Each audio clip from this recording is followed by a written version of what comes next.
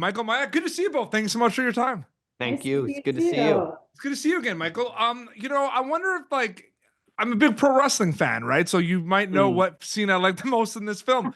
Was that you and Chris talking about kind of incorporating that? Was that more you? Like, what did the wrestling kind of component come down? Because it's such a fun scene, but it's kind of out of nowhere at times. No, it totally is. It definitely is Chris, both of us, Chris and I. And I feel like it's just a throwback to, like hanging out in your parents' basement when you're 12 years old with your friends. And I mean, it's one of the more important scenes in the film because it's the first time as an audience you get to see Rickey and Glenn for who they really are, for how why they are friends, and that they actually are. They do share certain things, and that they do go back. And I feel, people really like that moment because I feel like it's a release for them.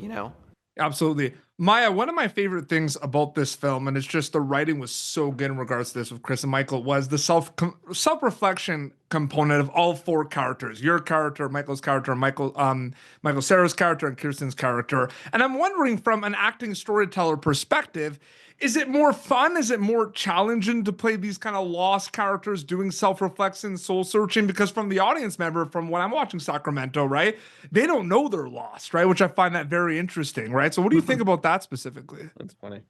I mean, yeah, I think that's like the age-old question when it comes to acting in general. It's like you have all this knowledge and then you have to forget it in the moment, and you have to just, be speaking what this person's thinking in the moment. And yeah, because the writing is so good, like you said, it takes care of a lot of the work for the actor. So I feel like I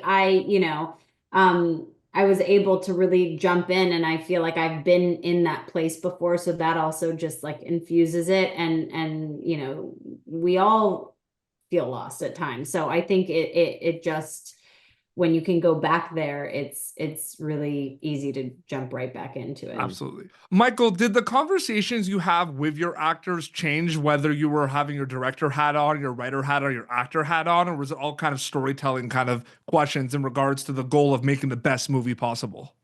It's a good question. I don't know, really. I feel like it all kind of fell under the same umbrella. I don't feel like I would have been really comfortable giving direction in the acute sense of saying, like, do it like this. For me, it was like an ongoing dialogue, and best idea wins. And what I had to say was equally, or what Maya or Kristen or Mike felt or had to say or didn't want to say was equally as important of whatever I felt like they had to say. It was kind of this living thing, and my main thing was like, bring whatever you want to bring you, and because that's going to make it more specific and honest and real. Absolutely. I love the movie, man. Congratulations. Seriously, I'm a filmmaker Thanks, as man. well. So that was really, really cool. And I can't wait for Nice. people to check out Sacramento in theaters. Michael, it's an honor and privilege to speak with both of you. Thank you so much for your time. Thank you Thanks, so man. much. Thanks. Thank you for tuning in to Popternative. Make sure to check out our past episodes of Popternative on YouTube.